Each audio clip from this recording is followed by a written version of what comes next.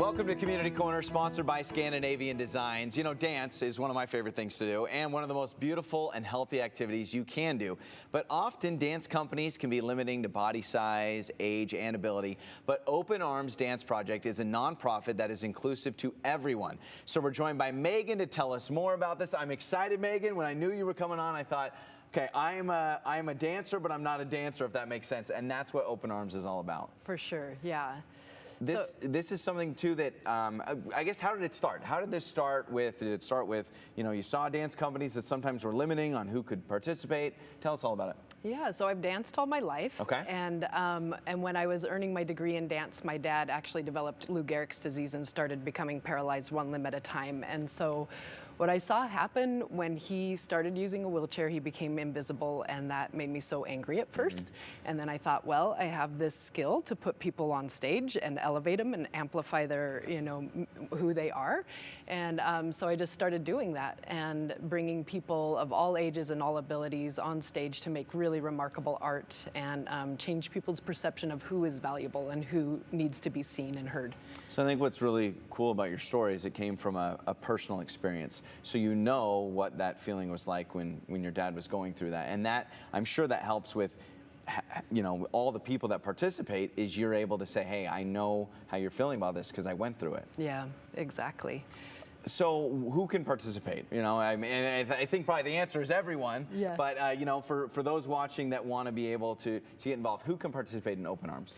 Yeah, so we do have a lower age limit. So I accept dancers as young as 7. Right now, all our dancers are 8. Our youngest dancers are, and that's because we work hard at the art we make. We have 2-hour rehearsals, and then our oldest dancer, there's no upper age limit. So. You know, our oldest dancer is almost 82, and this is her first time dancing ever in her life. And so I'm super proud of that and excited to have her. And then we have dancers with disabilities, seen and unseen disabilities, physical and intellectual disabilities, and then dancers without. So pretty much everybody, like you said. What's the experience like? We're seeing some of this footage here. What's the experience like for you watching this? And what have you seen from someone that just started? Maybe there's nerves, maybe they still feel in their mind like, oh, I'm not exactly a you know, quote unquote dancer. What have you seen in the progress from someone that participates? Yeah, it's amazing how we work together.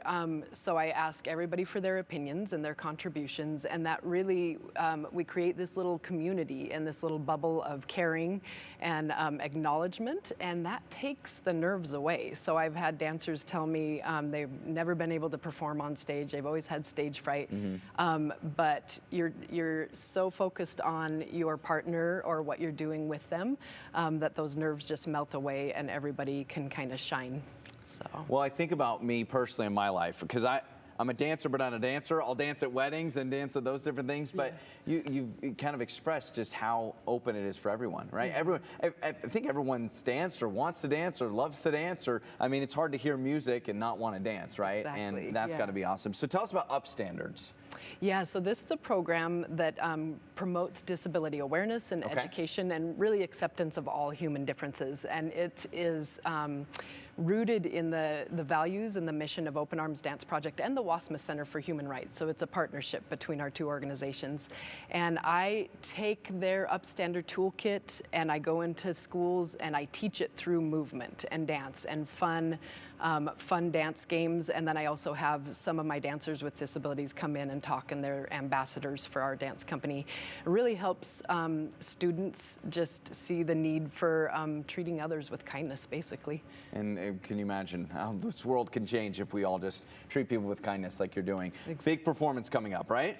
Yeah, on April 28th. So we were so fortunate to perform at the Morrison Center last year. Oh, wonderful. And we want to just share what we do with more of the Treasure Valley. So we'll be out at Jewett Auditorium at the College of Idaho on April 28th at 7 o'clock. And we don't quite have ticketing information up, but watch our social media and our website, and we'll have that up. And I would love for people to come, and it's really transformative to see us perform. I was going to say, this is something, when any of us go and see dance or music, it can transform us. I imagine for those, to encourage those to come, it would change your total life view probably. You bet. I mean, our mission is to create greater joy and compassion with dance that opens hearts, minds, and arms, and that's exactly what we do. When you see us on stage, I think it helps people find joy and compassion for others, but also for themselves, and just accepting ourselves just the way we are, the age, the ability we are right now, and finding ways to celebrate and and really celebrate that. Oh, it's wonderful. Yeah. Where can people go for more information? They're loving what they're seeing right now. They want to get involved. Yeah, so our social media and our website, but we also have a couple events coming up just in the next week. And so you can go to LED and take a class with us on Saturday from 10 to 11, or at Kid Fort on March 26th. Sure. Oh, that's going to be wonderful. Yeah. You're the best. I want to do the robot for you here. Thank you. I'll do it with you. Yes. More Idaho Today coming up after the break.